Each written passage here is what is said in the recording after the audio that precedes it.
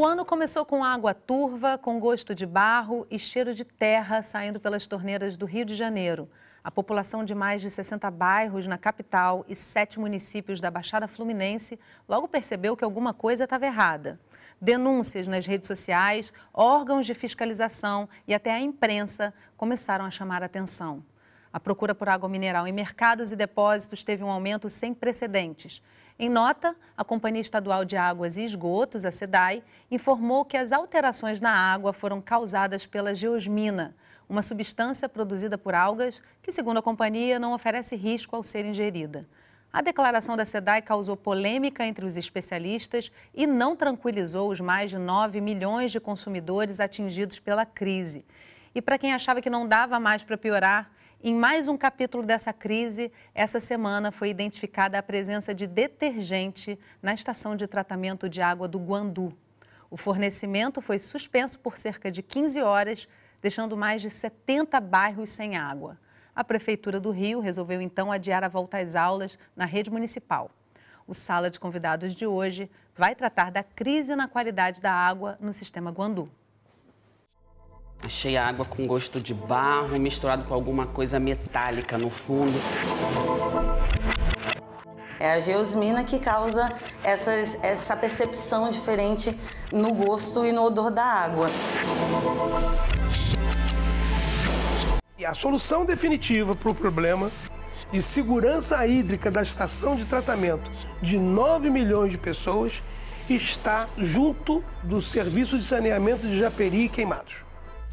Isso é um descaso, a gente paga e não tem a nossa água. Comigo no estúdio para essa conversa, Paulo Barrocas, pesquisador do Departamento de Saneamento e Saúde Ambiental da Escola Nacional de Saúde Pública Sérgio Arouca e membro do Grupo de Trabalho Água e Saneamento da Fiocruz. Aloísio Ferrão Filho, pesquisador do Laboratório de Avaliação e Promoção da Saúde Ambiental do Instituto Oswaldo Cruz, da Fiocruz. Daniel Marques, coordenador da Comissão de Saneamento Ambiental da Assembleia Legislativa do Estado do Rio de Janeiro, e Alexandre Pessoa, engenheiro sanitarista, professor, pesquisador da Escola Politécnica de Saúde Joaquim Venâncio da Fiocruz. E a sua participação também é muito importante para a nossa conversa. Eu recebo as suas perguntas e comentários aqui ao longo do programa e divido com os nossos convidados. Envie pelo WhatsApp 021 99701 8122, pelas redes sociais do Canal Saúde ou pelo 0800 701 8122. A ligação é gratuita. Prateleiras vazias nos supermercados e distribuidores de água. Aumento nos preços, limitações na quantidade na hora de comprar. São relatos comuns nas ruas do Rio de Janeiro. A crise já dá mostras de racionamento do produto mais essencial que podemos comprar. Ao abrirem a torneira, moradores se depararam com a água turva ou amarelada. Em alguns bairros cariocas, o que chama a atenção é o cheiro da água. Tem gente que está com coceira, na hora de fazer a comida, a água está fedendo, a gente tem que jogar fora. Gosto horrível, né? De barro, né? Não tá dando para usar, não. Eu tô comprando água mineral para tudo. Eu tô cozinhando com água mineral, só tô faltando tomar banho com água mineral. O resto eu tô fazendo tudo. Medo de ficar doente, né? Quem não tem? Como é que tá a situação da água na sua casa? Péssima. Eu acho que não é só na minha casa, não. Todos os lares, né? Que é tão absurdo. Pelo menos 86 bairros da capital do Rio foram atingidos e 6 municípios da Baixada Fluminense relataram problemas com a água que é distribuída pela Companhia Estadual de Águas e Esgotos, a SEDAI. Em Copacabana, na zona sul do Rio de Janeiro, os moradores também estão sentindo um gosto estranho na água. E aqui na casa da Cláudia, a gente não é recebido com cafezinho, não, é com água mineral. Cláudia, quando é que você percebeu que tinha uma coisa de diferente na água? Olha, isso foi bem na primeira semana de janeiro. Eu acho que dia 7, alguma coisa ali em torno dessa data. 8, eu acordei, fui escovar os dentes e achei a água com gosto de barro, misturado com alguma coisa metálica no fundo. Eu achei estranho, a coloração continuava a mesma, mas o gosto estava estranho. Seja para cozinhar legumes ou fazer feijão, só água mineral. A água filtrada é fervida para lavar a louça. Todo cuidado é pouco. Mesmo assim, ela conta que para tomar banho tá difícil. O banho está bem complicado, porque o cheiro é muito forte. E por mais que digam que não tem nenhum efeito, é só o cheiro, não tem nenhum problema, a impressão dá é que você fica se coçando. Ontem eu cheguei ao limite de pegar um pouco de água fervida e filtrada, tomei meu banho e depois joguei essa água para ver se melhorava aquele cheiro. E no rosto, realmente, nem eu estou usando, nem as crianças, nem meu marido. E além da preocupação com a saúde da família e do desconforto, os gastos também aumentaram.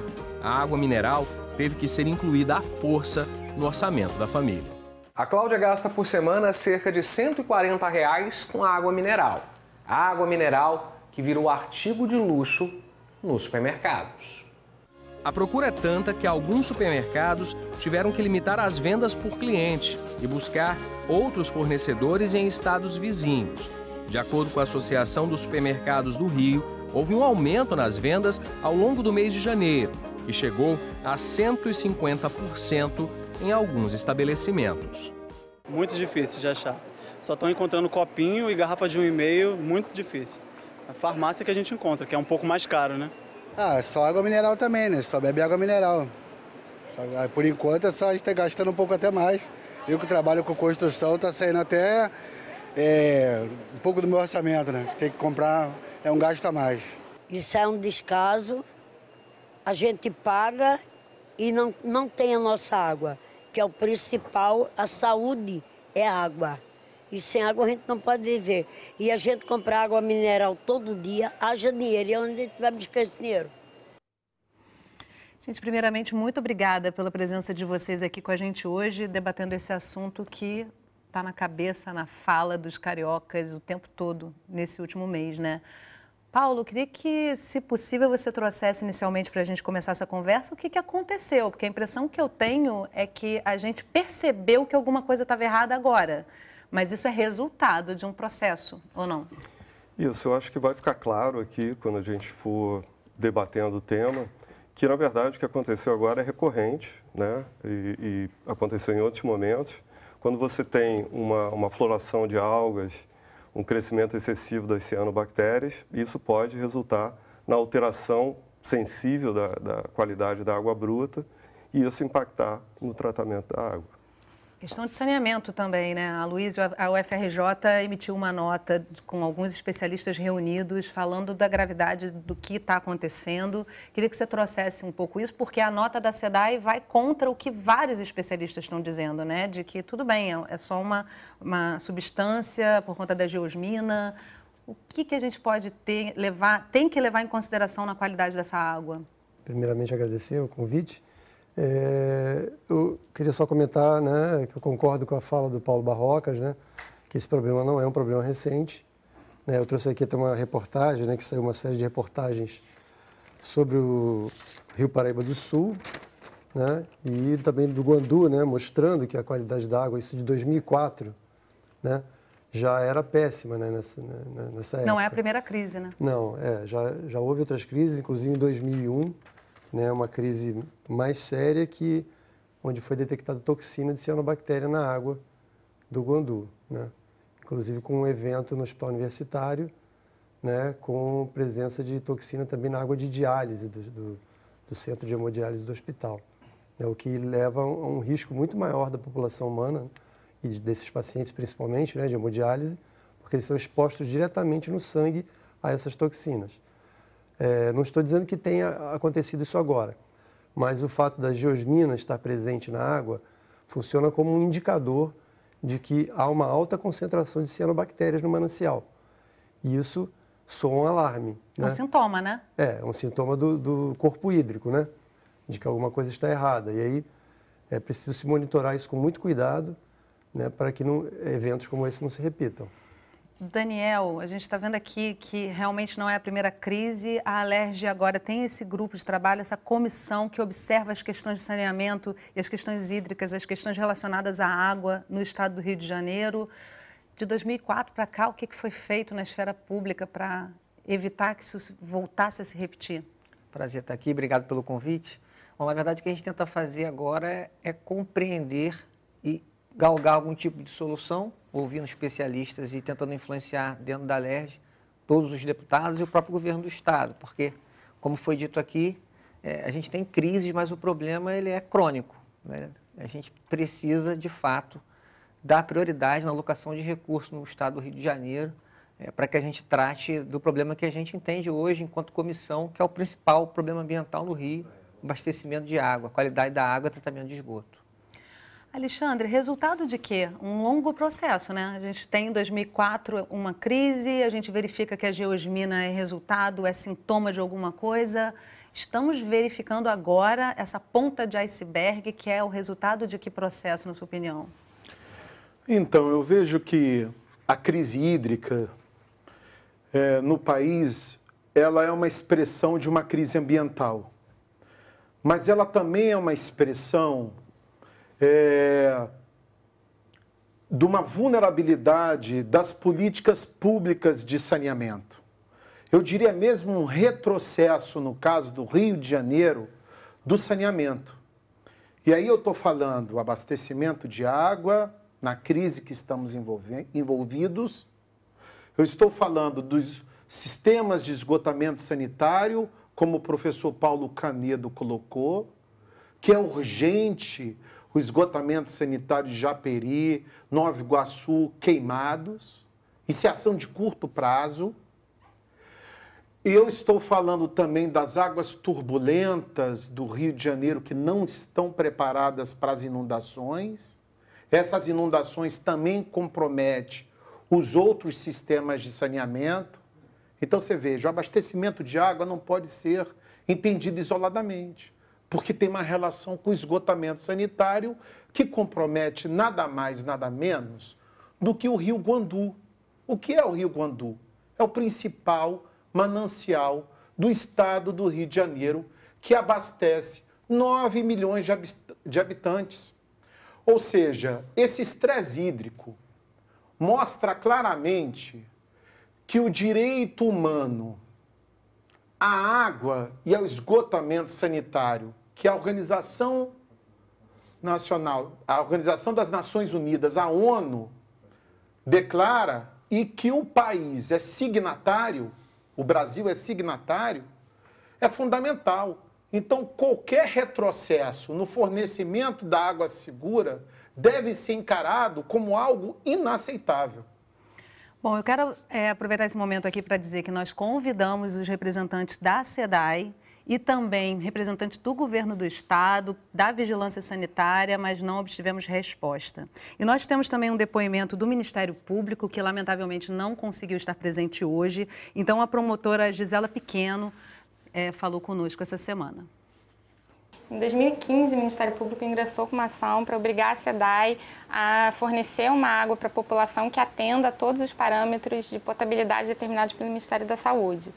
Já existe um acórdão determinando que a SEDAI aperfeiçoe esse plano de monitoramento e avaliação da qualidade da água distribuída e de forma contínua, eficaz e transparente para a população. A partir dessas primeiras notícias no início de janeiro deste ano, a respeito da alteração dos padrões de qualidade da água, o Ministério Público expediu uma recomendação para a SEDAI para disponibilizar em seu site, para acesso a toda a população, dos resultados dos laudos de mais de 70 parâmetros determinados pelo Ministério da Saúde.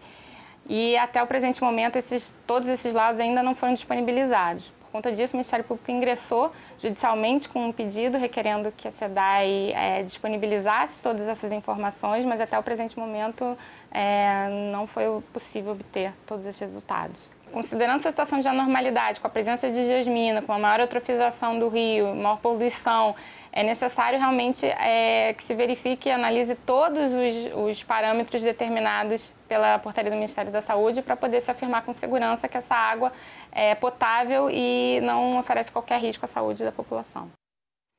Bom, é importante a gente ouvir o Ministério Público e saber que providências estão sendo tomadas de alguma maneira. Agora, Daniel, a Comissão de Saneamento está propondo uma audiência pública juntamente com a SEDAI. Que outras atitudes, que outras ações estão sendo promovidas nesse momento para limitar esse problema e voltar à normalidade? Bom, já no dia 7 de janeiro, quando a gente tomou ciência disso tudo pela mídia, a gente disparou o ofício à Genersa e SEDAI. A Genersa para saber quais eram as providências que estão sendo tomadas e a SEDAI para compreender também o que estava acontecendo, né? Qual era a causa, qual era a consequência. Nossa preocupação era muito comunicar à população se ingere ou não ingere, como deveria ser conduzido isso. A gente recebeu algumas respostas, isso foi ao longo do tempo piorando, sempre a resposta era de que já estava sendo resolvido, mas não se resolvia. Então, a comissão estava no recesso, não podia fazer alguns atos formais, isso nos atrapalhou. Algumas coisas foram feitas pelos gabinetes dos deputados e começamos a receber essas respostas das coletas, foram mais de 400 amostras. A comissão tem 2 biólogos e a gente começou também a fazer essa relação com o Ministério Público. O Dr. José Alexandre do Ganhama prontamente nos atendeu e a Janerza começou a nos responder. Então, a reunião extraordinária de hoje é para aprovar essa audiência pública, no dia 11 de janeiro. E no dia 11 a gente conta com a presença do Ministério Público, da Polícia Civil, que também está investigando o que pode ter acontecido lá, se pode ter tido dolo, e a gente precisa entender isso também, como o Alexandre bem disse, né? Qual é a relação, qual foi a causa, qual é a consequência, como resolver e, principalmente, qual é a política pública que nos permite não passar mais por isso, não dá mais para abrir mão desse tipo de planejamento. Você está falando da esfera pública e de atitudes que estão sendo tomadas pelo poder público. Agora, é muito importante a gente também trazer rapidamente para quem está acompanhando o nosso programa, o que de real há nisso. Por exemplo, a pessoa que está na reportagem diz que ferveu a água, que tomou algumas atitudes. Paulo, em que medida a gente pode consumir essa água? Em que medida é realmente necessário somente conduzir água mineral? Porque nem toda a população consegue comprar água mineral. Então, esse problema da aceitabilidade da água pela população é muito sério. Porque se você está sentindo cheiro na água, se você está sentindo um gosto que você não acha que é o adequado, você não vai consumir essa água. Isso pode ter consequências para a saúde. As pessoas ingerindo menos água nesse calor, no verão, pode causar um problema sério. Por outro lado, se você não confia naquela água da SEDAI, você vai partir, ninguém vai ficar sem beber água. É uma crise de confiança também, né? Exatamente. Então, você vai partir para outras fontes, que não necessariamente são mais seguras do que aquela. Então, isso vai causando uma série de problemas que podem resultar realmente em impactos na saúde. A questão de consumir ou não, como a Luísa colocou, a geosmina, até onde eu sei, pelo menos o que eu achei na literatura, a geosmina em si não causa um dano à saúde. Mas a geosmina é produzida por organismos, por micro-organismos, e o Luiz pode falar melhor do que eu sobre isso, que também podem estar produzindo toxinas, cianotoxinas, que estariam ali junto. Aparentemente, estou só falando aparentemente, eu me dei o trabalho como pesquisador de olhar os laudos da SEDAI que estão disponíveis no site. Que bom. Isso. Aparentemente, as cianotoxinas não foram detectadas, mas a geosmina foi detectada. E eu devo dizer que, pelo que eu olhei nos laudos, os níveis da geosmina estavam bastante altos, pelo menos das análises que eles fizeram. Não eram muitas amostras, mas os níveis estavam bem altos. Então, assim, e outra coisa, a geosmina não causa cor nem turbidez na água. A geosmina causa cheiro, né, e gosto alterado, que na verdade é o que você também encontra na beterraba, quando a gente vai comer beterraba, ou quando vai chover e você sente aquele cheiro de terra molhada, aquilo tudo é geosmina. Tá? Então, se tem a geosmina, que foi como a Liz colocou, se tem a geosmina, pode ser que tenha outras coisas. Parece que Deus realmente é brasileiro e carioca, e dessa vez só teve a geosmina e aparentemente, eu não posso dizer se tem ou não, mas aparentemente, pelo laudo que a SEDAI tem no site, não tem cianotoxina. Mas é como o Alexandre colocou, é uma situação séria, né, de saúde pública, que tem que ser atacada, que tem que ser resolvida, os problemas estruturais. O problema estrutural é o saneamento básico, é a coleta e o tratamento de esgotos. Porque isso que é a questão que iniciou todo esse processo.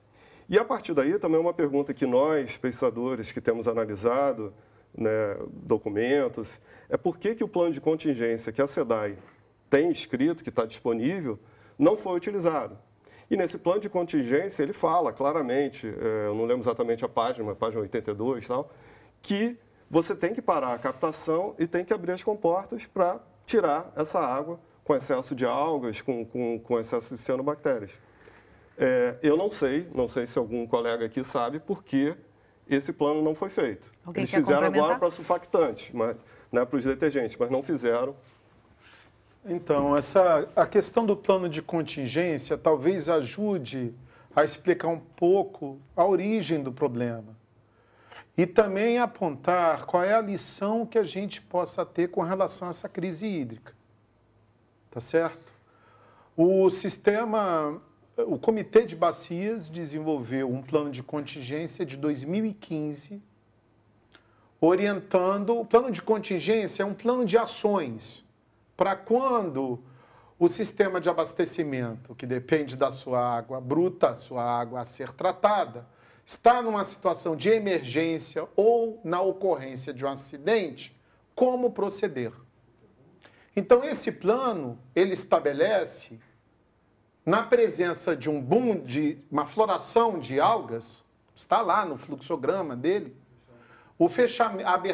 a abertura das comportas para que essa água possa sair e o fechamento da captação que direciona a água para o desarenador dentro da ETA do Guandu. Ou seja, essa ação não foi tomada. Agora, além disso, o plano de contingência, ele é muito claro com um conjunto de informações e comunicações que devem ser estabelecidos entre os órgãos públicos. E aí nós temos que colocar em tela a importância da vigilância em saúde, que deve ser comunicada imediatamente do caso, para que a gente possa acompanhar o monitoramento dessa água e também os impactos à saúde. O sistema de vigilância em saúde, que ele tem a sua instância estadual e os municípios que são atendidos pelo sistema de Guandu, né, as diversas vigilâncias municipais, tem que entrar numa ação sincronizada. Então, nós entendemos, enquanto instituição do SUS, e esse é muito a atuação nossa, de como nós podemos agir de forma articulada. Agora, na medida que esse plano de contingência não é adotado, para além da questão das comportas e de um sistema de comunicação, cabe uma pergunta. Por que se aplica carvão agora e não se aplicou das outras recorrências? Então, tem que ter alguma análise técnica científica que forma que o carvão a ser aplicado naquela etapa de tratamento, ou ela resolve ou ela não resolve. Se ela resolve, deveria estar no plano de contingência. Se não está no plano de contingência, por que ele foi adotado? Percebe? Então, assim, tem uma fragilidade dos procedimentos. Agora, eu quero deixar claro uma questão. Nós temos excelentes técnicos da SEDAI. A estação de tratamento do Guandu é um patrimônio dos cariocas. Então, com relação ao cumprimento de um protocolo que deve estar dentro de um plano de contingência do que fazer, eu acho que essa pergunta tem que ser endereçada diretamente ao presidente da SEDAI.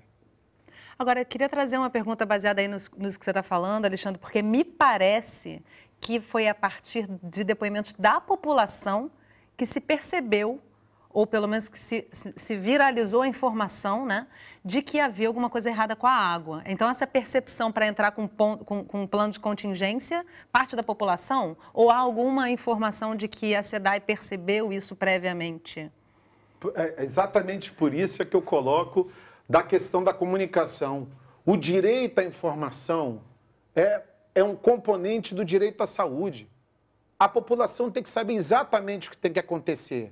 Não é tentar amenizar o problema, tá certo? Cabe ao órgão público dar os esclarecimentos, não para amenizar o problema e também para que não haja um alarme, tá certo? E uma situação de pânico da população. As informações têm que ser dadas a partir das análises e dos critérios técnicos e científicos. E a vigilância em saúde, ela tem que entrar no processo para monitorar, porque a SEDAI monitora, mas ela monitora na perspectiva do controle do processo. E a vigilância em saúde tem que monitorar também para exercer a vigilância, a fiscalização, a inspeção. Então, esse monitoramento é de vigilância, mas também é um monitoramento investigativo. Percebe como a vigilância em saúde é fundamental? A população precisa saber como o SUS tem uma relação direta com a questão do abastecimento. Água e saúde, saneamento e saúde são indissociáveis. Vamos falar um pouquinho mais disso daqui a pouquinho, mas antes da gente ir para o intervalo, Daniel, eu tenho uma pergunta aqui do Rodolfo José, que mandou para a gente pelo WhatsApp. Ele pergunta para você se o problema hídrico que atravessa o estado do Rio de Janeiro é um problema de saúde pública ou um problema político? Eu acho que é as duas coisas. Sem sombra de dúvida, você tem, em governos passados, uma falta de prioridade de investimentos, fora tudo que a gente acompanhou, que aconteceu nos governos passados, né? Então, o problema é sim político, é sim, e a gente estava conversando antes, de alocação de recursos, ele é orçamentário. Ninguém pode esquecer que a gente vive um regime de recuperação fiscal, isso é fato, né? E não há milagre nesse momento. A gente não adianta chorar e olhar no retrovisor, a gente precisa saber o que fazer agora. E é nesse momento que a gente tem que eleger esse tipo de prioridade. Numa dessas conversas de bastidores, a gente falou muito sobre o que a gente vai fazer nesse pós-crise. A gente não pode deixar isso ser esquecido, né? O Alexandre colocou qual é o legado dessa crise. A gente precisa trabalhar nisso, né? Hoje tem uma operação da DPMA já em Queimados, delegacia investigando, a parte industrial. Então, isso não pode ser um varejo, isso tem que ser feito no planejamento. E usar os estudos que a gente já tem, né? Tem muita coisa boa pronta, o plano diretor do próprio Guandu, né? Os comitês trabalhando. Vamos usar esse conhecimento e fazer disso um plano concreto. E escolher outros setores para fazer redução de custos que não seja a água da população, né? Porque quando essa crise chega no que a gente bebe e consome em todos os nossos alimentos, fica muito complicado. Eu tenho que fazer um breve intervalo, a gente volta já. Temos muitos comentários e perguntas aqui da nossa audiência. Então, Sala de Convidados faz um intervalo bem rapidinho. Não sai daí que a gente volta já já.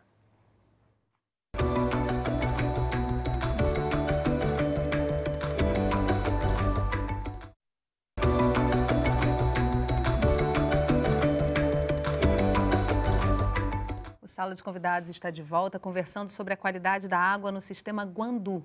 Comigo no estúdio para essa conversa, Paulo Barrocas, pesquisador do Departamento de Saneamento e Saúde Ambiental da Escola Nacional de Saúde Pública Sérgio Arouca e membro do Grupo de Trabalho Água e Saneamento da Fiocruz. Aloísio Ferrão Filho, pesquisador do Laboratório de Avaliação e Promoção da Saúde Ambiental do Instituto Oswaldo Cruz, da Fiocruz. E Daniel Marques, coordenador da Comissão de Saneamento Ambiental da Assembleia Legislativa do Estado do Rio de Janeiro. E Alexandre Pessoa, engenheiro sanitarista, professor, pesquisador da Escola Politécnica de Saúde Joaquim Venâncio, da Fiocruz. E não deixe de participar você também. Manda um relato para a gente sobre como está a água que chega até a sua casa. Eu recebo em tempo real as perguntas e comentários aqui pelo nosso WhatsApp 021 99701 8122, pelas redes sociais do Canal Saúde ou pelo 0800 701 8122. A ligação é gratuita. Qual o caminho que a água percorre até chegar à sua casa? Que perspectivas a gente tem de confiar na qualidade da água que é consumida? Você já parou para pensar no caminho que a água percorre até chegar na torneira da sua casa? Nossa reportagem começa no Rio Guandu, em Nova Iguaçu, na Baixada Fluminense. Olhando assim, nem parece um rio de pequeno porte em condições naturais. Ele só se tornou caudaloso depois da transposição das águas do rio Paraíba do Sul, usado para a produção de energia elétrica. O Paraíba do Sul cede mais de 60% de suas águas para o Guandu. O Guandu se divide em dois braços, sendo que em ambos há barragens pertencentes à Companhia Estadual de Águas e Esgotos do Rio, a SEDAI. Unida ao braço leste, encontra-se a Lagoa do Guandu. Nela, desembocam os rios dos Poços, Queimados e Ipiranga. O Rio Guandu tem hoje um defeito, que é a poluição de regiões da Baixada Fluminense que não estão saneadas devidamente. Então, ali, especificamente para aquela região, temos 3 rios, Poços, Piranga e Queimados, que drenam a região de Japeri, a região de Queimados e uma parte de Nova Iguaçu, que são extremamente poluídos. Esses 3 rios desaguam com toda a sua carga de poluição quase que em frente à boca da SEDAI, que é onde ela pega a água do Guandu. Os 3 rios se unem ao Guandu a 200 metros da estação Guandu. E por aqui não é difícil encontrar cenas como essa.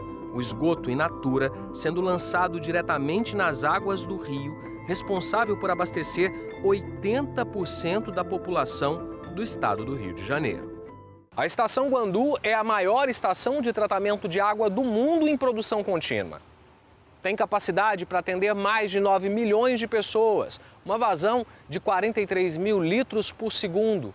É o tempo de um piscar de olhos. Essa tragédia, ela acontece porque existe uma soma de fatores, que é a presença do esgoto, calor, falta de chuva, entre outros, pressão, temperatura, e isso faz com que você gere uma consequência. E essa consequência foi a grande produção de cianobactérias que fazem com que a geosmina seja produzida. E aí faz com que a água venha com esse sabor e esse odor de terra. É a geosmina que causa essa percepção diferente no gosto e no odor da água. A solução emergencial é o uso de carvão ativado. O carvão se adere às partículas de geosmina e melhora a qualidade da água. Nossa equipe ainda flagrou funcionários da SEDAI colocando argila numa lagoa próxima à captação da estação de tratamento. A medida tem como finalidade impedir a proliferação excessiva de algas, indisponibilizando fósforo. Uma portaria do Ministério da Saúde prevê os parâmetros que devem ser analisados para determinar a potabilidade da água, entre eles gosto, odor, cor, turbidez, pH e a presença ou não de toxinas. Essas informações devem ser coletadas na saída do tratamento da água e ao longo da rede de distribuição. E, no caso, são de responsabilidade da Companhia Estadual de Águas e Esgotos. Quando a água chega às residências, o Ministério da Saúde prevê que é a Vigilância Sanitária que deve avaliar indicadores como turbidez e presença de micro-organismos. Em nota, a SEDAI informou que as amostras já analisadas não apresentaram alteração quanto ao cheiro e ao gosto, estando dentro dos parâmetros exigidos pelo Ministério da Saúde.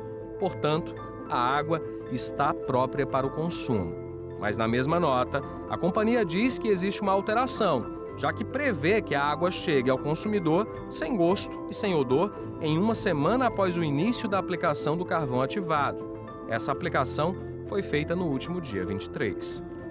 O Comitê do Guandu, órgão colegiado que acompanha a gestão da água do manancial, pediu explicações sobre o tratamento de esgoto aos 15 municípios que compõem a bacia.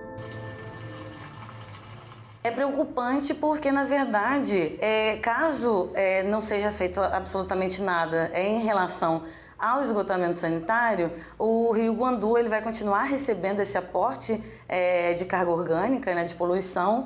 O que vai acontecer é que a população dessas cidades só tende a aumentar, ou seja, vai aumentar a carga poluidora nesses rios, o que vai acarretar num aumento da necessidade do tratamento de água que é captada desse rio, do Rio Guandu. Ou seja, com a maior poluição do rio, vai aumentar os custos de tratamento dessa água, para que essa água saia qualificada e adequada para abastecimento humano, para potável, para ser classificada como potável.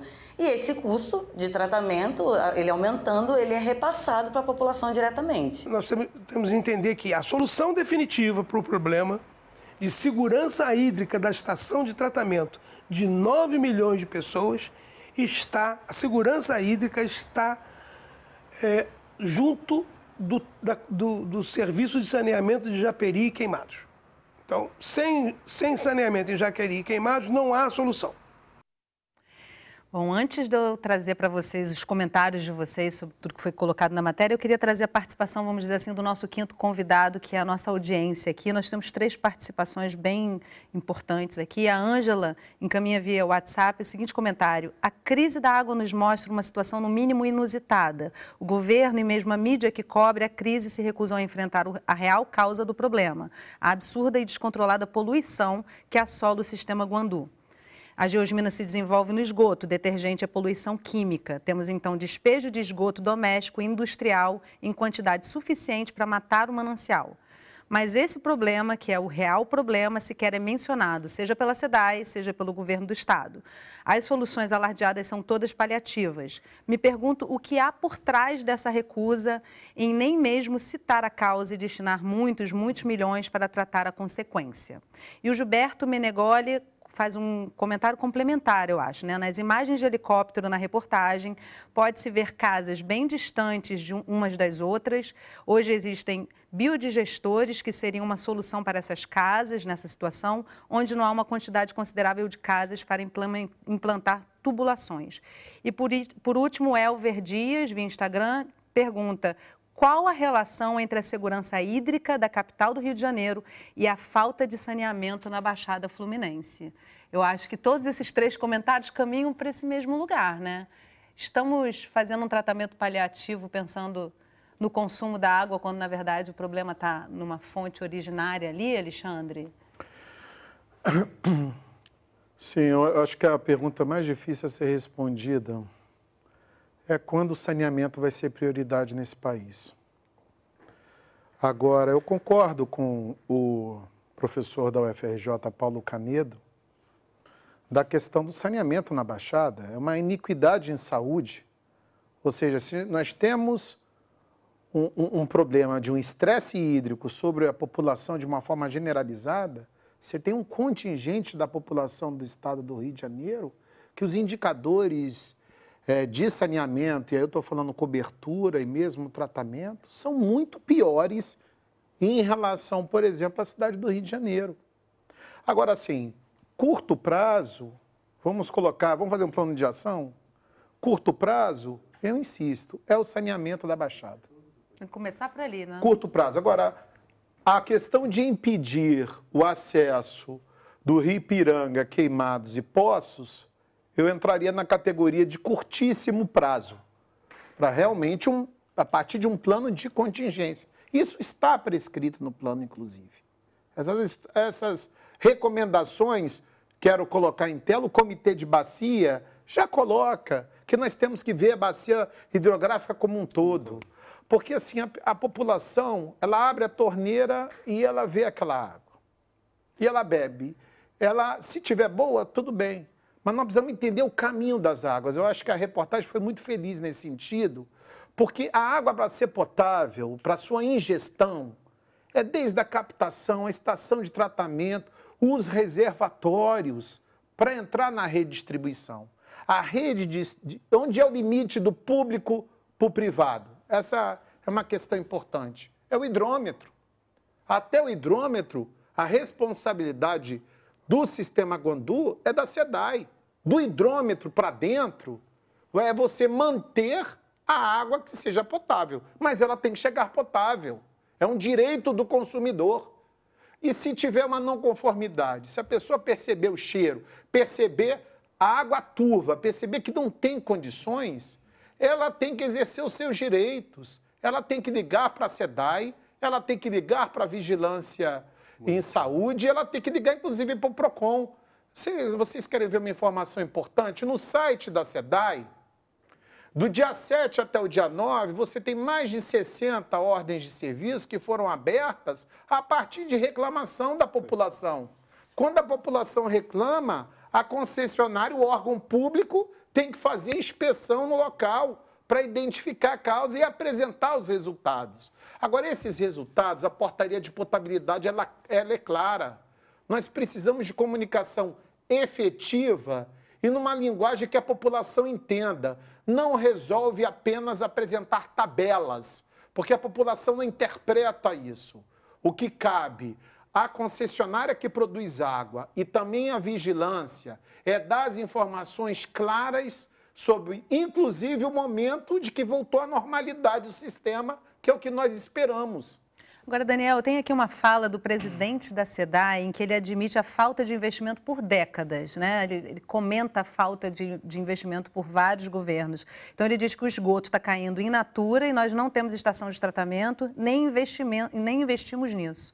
Estamos há mais de 30, 40 anos sem investir em saneamento. Aí eu te pergunto, dentro da Alerj, que tipo de projeto, que tipo de olhar está se tendo em função disso? Porque não é só governo, né? Deputados, vereadores, em todas as instâncias de poder, podem pressionar nesse sentido também, né? Tem alguns instrumentos importantes, né? A lei orçamentária é um deles, a gente todo ano debate onde vai ser aplicado o dinheiro do governo para o ano posterior. A gente tentou, pela comissão, emplacar algumas questões importantes nesse sentido, algumas foram aprovadas, outras não. Mas eu queria fazer esse exercício de reflexão aqui, até para quem está nos ouvindo. A SEDAI, em 2018, foi superavitária em 900 milhões. E 900 milhões retorna à fonte 100 do governo, e não para investimento em meio ambiente e saneamento. Esse é um problema. Isso é um problema.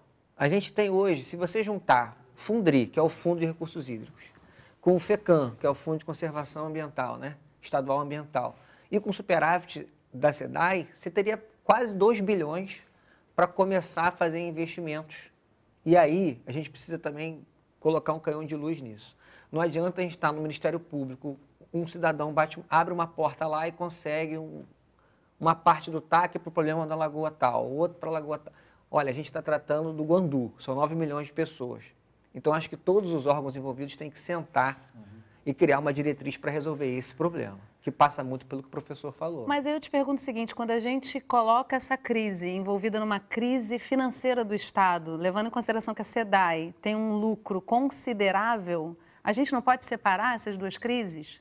Porque realmente a questão da água é primordial, né? Então, em que medida isso é discutido de forma a verificar se o lucro de uma empresa que realmente presta um serviço essencial e sem concorrência, né? O que a gente tem debatido com os deputados da comissão é que não é razoável que se devolva 900 milhões se a gente está passando por tudo isso que foi dito aqui. Sim.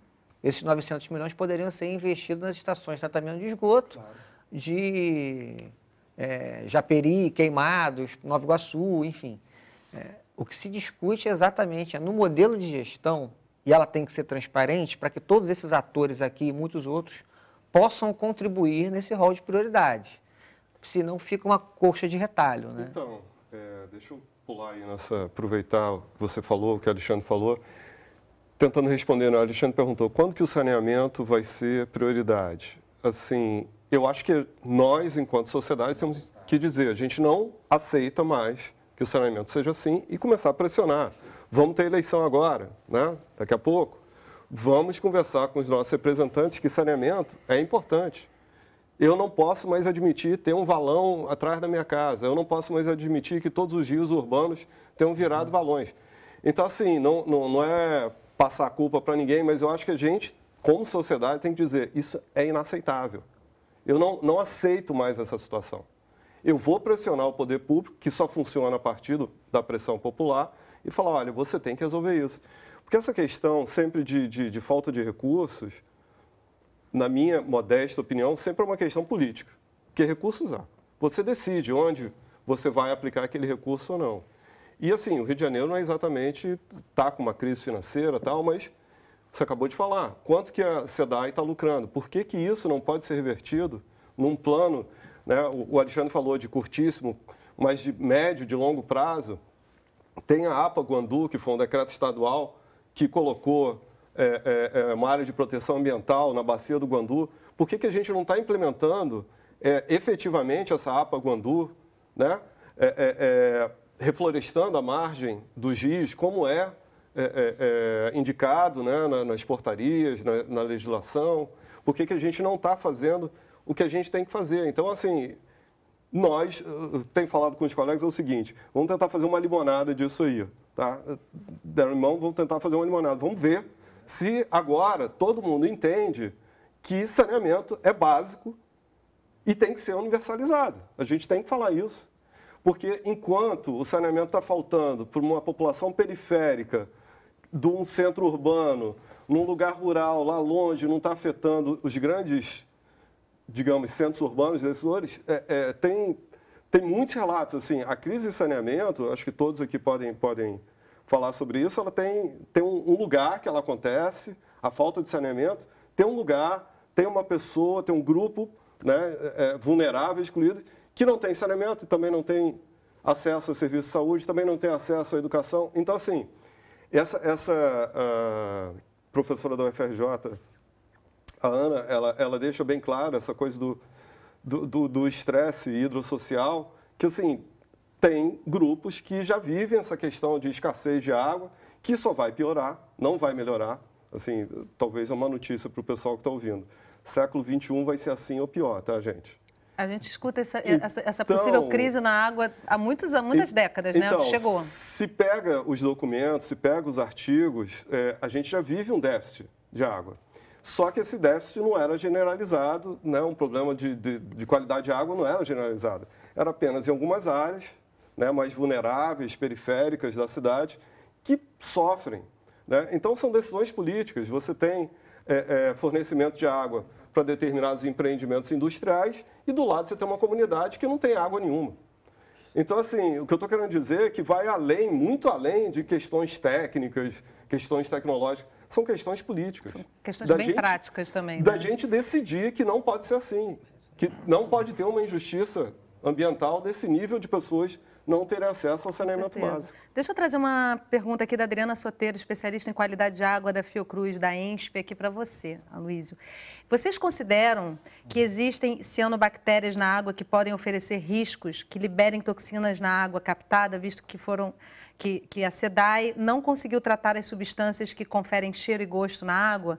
Em alguns países, quando se começa a ter cheiro e gosto, já é um indicativo de que cianotoxinas podem vir na sequência, visto que a floração de cianobactérias está sendo favorecida no ambiente.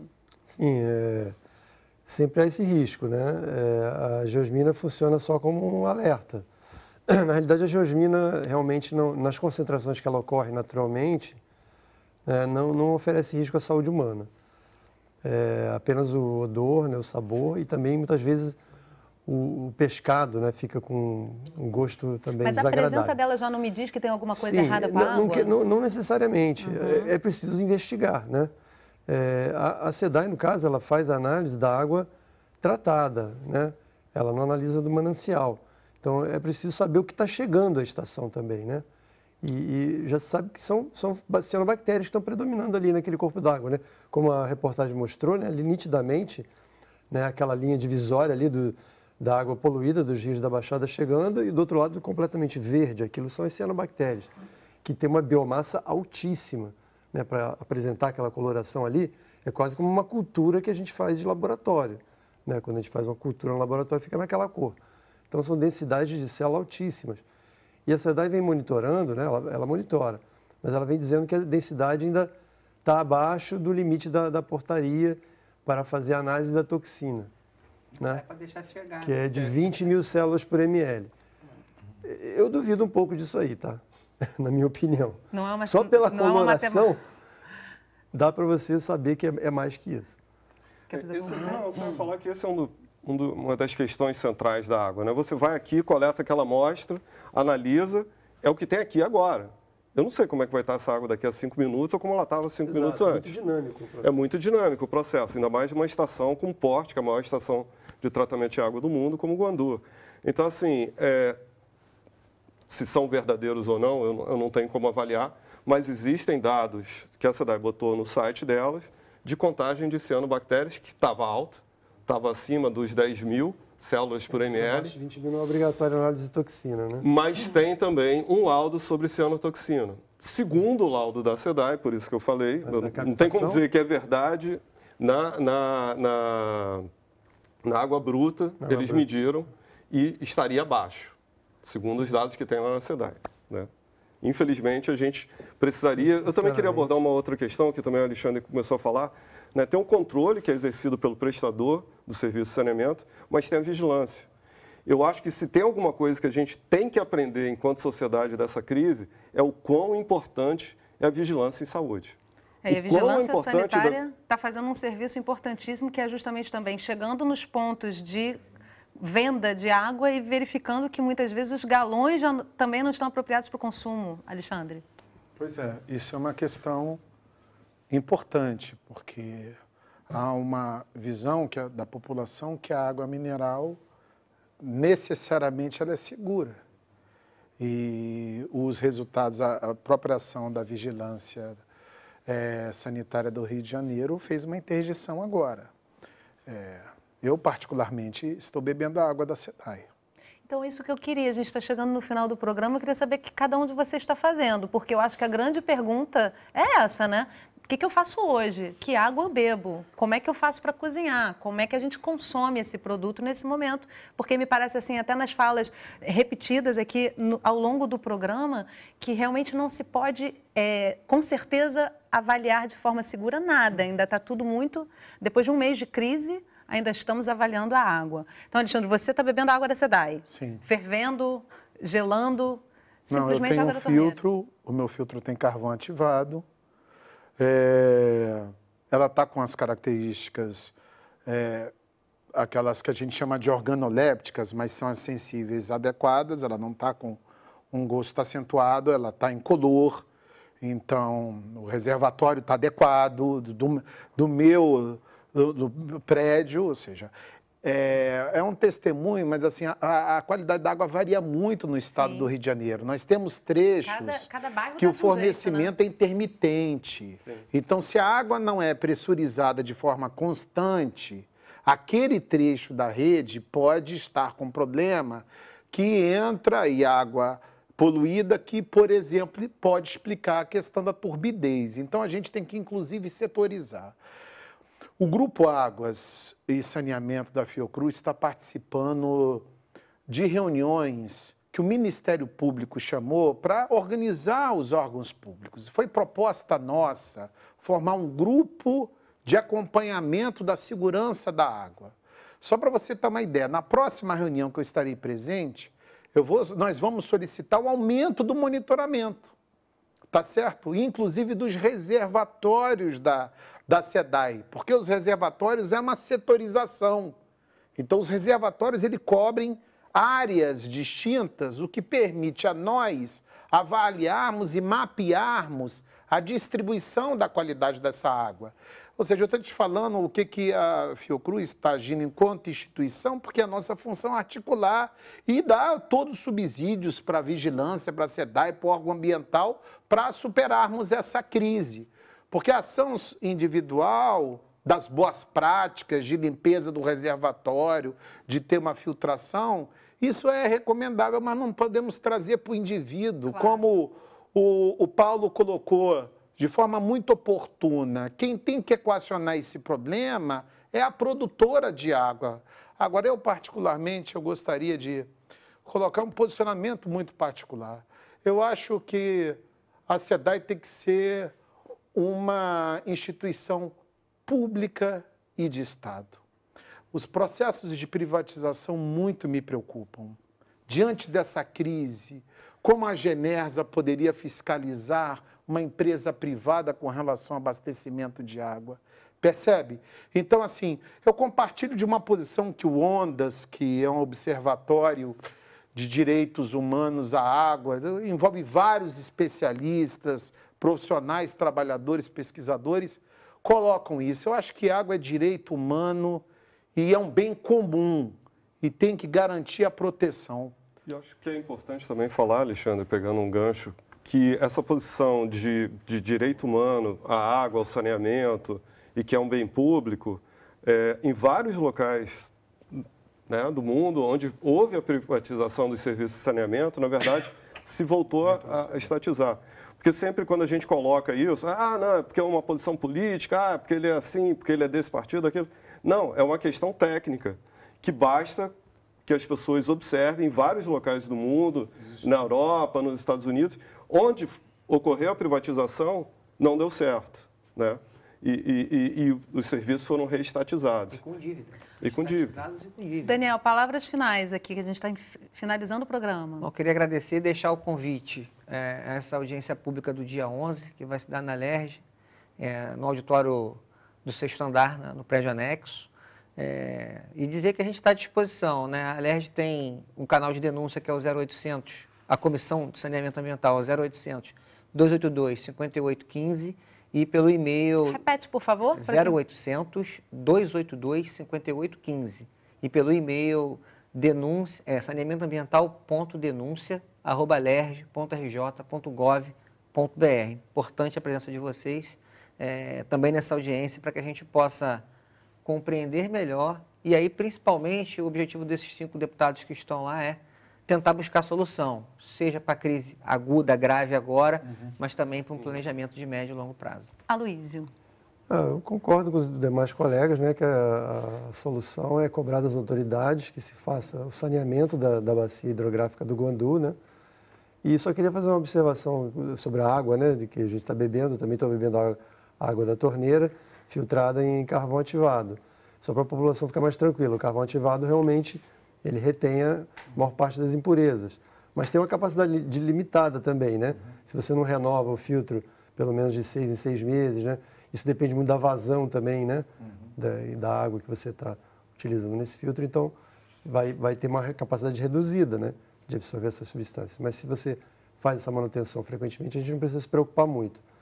Então seria observar os aspectos do sabor, do cheiro e visual da água e filtrar e buscar perceber em cada região e também denunciar, né? Poder também contribuir dessa forma, né? Porque a troca de informações sem o pânico da internet é muito importante. Informação com segurança, né? Gente, muito obrigada pela participação de vocês com a gente hoje. Eu espero que todo mundo tenha conseguido entender melhor o que está acontecendo. Quero convidar vocês a continuarem respondendo as diversas perguntas e comentários que a gente recebeu aqui ao longo do programa. A participação da nossa audiência é sempre muito bem-vinda. Então, a gente vai solicitar a vocês o encaminhamento dessas respostas. E obrigada a você que acompanhou nossa conversa de hoje pelo Canal Saúde ou pela internet. Se você quiser rever ou compartilhar esse programa, ele fica disponível no site do Canal Saúde. Eu espero você na nossa próxima conversa. Até lá!